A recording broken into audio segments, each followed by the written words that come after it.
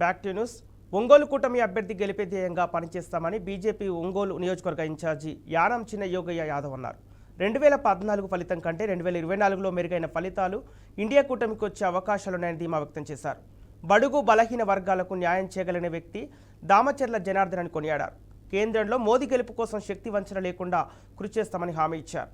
వచ్చే ఎన్నికల్లో గెలిచేది ఎన్డీఏ కూటమి అంటున్న ప్రకాశం జిల్లా పార్లమెంటు ఎన్డీఏ కూటమి కోఆర్డినేటర్ యానం చిన్న యోగయ్య యాదవ్తో మా ప్రతినిధి యామిని ఫేస్ టు ఫేస్. ప్రతి ఒక్కరూ కూడా వాళ్ళ క్యాంపెయినింగ్ లో చాలా జోష్ గా ముందుకు వెళ్ళిపోతున్నారు. ఇప్పుడు ఒంగోలులో చూస్తున్నాం కూటమి అభ్యర్థి మనం చూసుకున్నట్లయితే జగదీష్ గారు ఆయన దూసుకుపోతున్నారు, జనార్దన్ గారు దూసుకుపోతున్నారు. మరి మీ సపోర్ట్ కూటమిలో ఆయనకి ఏ విధంగా ఉంటుంది? భారతీయ జనతా పార్టీ ఎన్డీఏ కూటమి అభ్యర్థి అయినటువంటి దామచర్ల జనార్దన్ గారికి మొదటి నుంచి సపోర్టే. ఎందువల్లంటే 2014లో కూడా నేను జనార్దనే ఇక్కడ ఎలక్షన్ చేశాం. ఆ రోజున 20,000 పైన మెజార్టీతో ఘన విజయం సాధించాం. ఇప్పుడు రేపు జరగబోయే ఎన్నికల్లో రెట్టింపు విజయంతో ఈ యొక్క ఒంగోలు నియోజకవర్గం నుంచి దామచర్ల జనార్దన్ గెలవబోతున్నాడు.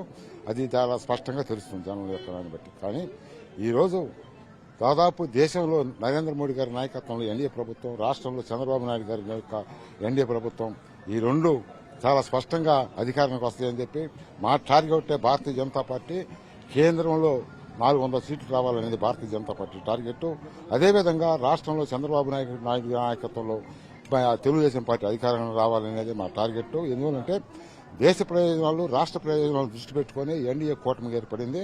అందువలన ఖచ్చితంగా రాబో 10 సంవత్సరాల నుండి దేశంలో ఎక్కడ లేనటువంటి అభివృద్ధి చేశాడు. ఈ రోజున ప్రపంచ దేశాలన్నీ భారత్ వైపు చూస్తున్నాయంటే దానికి కారణం నరేంద్ర మోడీ గారి యొక్క నాయకత్వ లక్షణం, అదేవిధంగా పరిపాలన దక్షత దానికి ప్రధాన కారణం అని చెప్పి ఈ సందర్భంగా తెలుస్తున్నాను. గత 10 సంవత్సరాల నుంచి ఈ దేశంలో అవినీతి రహిత ప్రభుత్వం నడుపుతున్నట్టు ఏకైక వ్యక్తి ఎవరు ఉన్నారంటే ఆయన ఖచ్చితంగా నరేంద్ర మోడీ గారు అని చెప్పి సందర్భంగా చెప్ప తప్పదు. రేపు వచ్చే 5 సంవత్సరాల్లో ఖచ్చితంగా ఎన్డీఏ అధికారంకి వస్తుంది. మరి తీవ్రమైనటువంటి భారతదేశంలో తీవ్రమైనటువంటి మార్పులు చేయడానికి మరి బీజేపీ తలపెడుతుంది. ఎందువల్లంటే కాంగ్రెస్ పార్టీ దేశానికి స్వతంత్రం వచ్చి 77 సంవత్సరాలు అయితే 60 సంవత్సరాలు ఈ దేశాన్ని కాంగ్రెస్ పార్టీ పరిపాలిస్తే ఎలాంటి అభివృద్ధి చేయకుండా ఈ దేశంలో అనేక సమస్యలను పెండింగ్ పెట్టి ఈ రోజున మరి వాటన్నింటినీ కూడా ఒక్కొక్కటి నరేంద్ర మోడీ గారు ఒక్కొక్కటి పరిష్కరించి వస్తున్నారు. దాని ప్రధాన భాగం ఆర్టికల్ 370 కావచ్చు. 5 సంవత్సరాల నుంచి పోరాడుతున్న అయోధ్య రామ మందిర్ ఈరోజు మనం అయోధ్యలో కట్టుకున్నాము.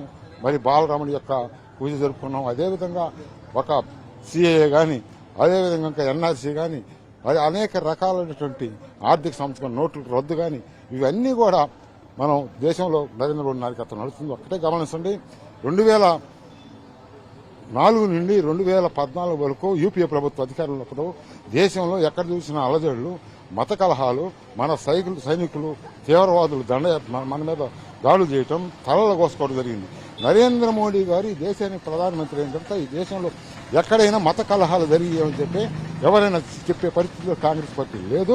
అందుకోసం దేశంలో నరేంద్ర మోడీ గారి నాయకత్వంలో మరొకసారి 3వసారి ఈ దేశానికి నరేంద్ర మోడీ గారు ప్రధానమంత్రి కాబోతున్నాడు. ఎందువల్లంటే దేశ సమైక్యతకు, సమగ్రతకు, సార్వభౌమతను కాపాడాలని, ఈ భారతదేశాన్ని ప్రపంచ పటంలో మొదటి వరుస నిలబెట్టాలనేదే నరేంద్ర మోడీ గారి యొక్క లక్ష్యం.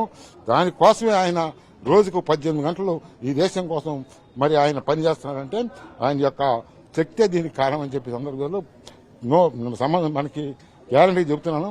ఈ దేశంలో త్వరలోనే ఈ భారతదేశం అనేది విశ్వగురు అవుతుంది ప్రపంచానికి. ప్రపంచ దేశాల్లో మొదటి వరుసలో నిలబెట్టేటువంటి దేశం భారతదేశం అవుతుంది. అదేవిధంగా ఈ దేశంలోని పేద బడుగు బలహీన వర్గాల ప్రజలు చిరునవ్వులతో చిందించాలంటే ఖచ్చితంగా నరేంద్ర మోడీ గారు ఈ దేశానికి 3వసారి ప్రధానమంత్రి కావాల్సిన అవసరం ఉంది. ఈ రాష్ట్రానికి చంద్రబాబు నాయుడు ముఖ్యమంత్రి కావాల్సిన అవసరం ఎంతైనా ఉందని చెప్పి ఈ సందర్భంగా తెలియజేస్తున్నా. ఖచ్చితంగా రాబోయేది ఎన్డీఏ ప్రభుత్వమే. ఖచ్చితంగా ఒంగోలు అసెంబ్లీలో మా జనార్దన్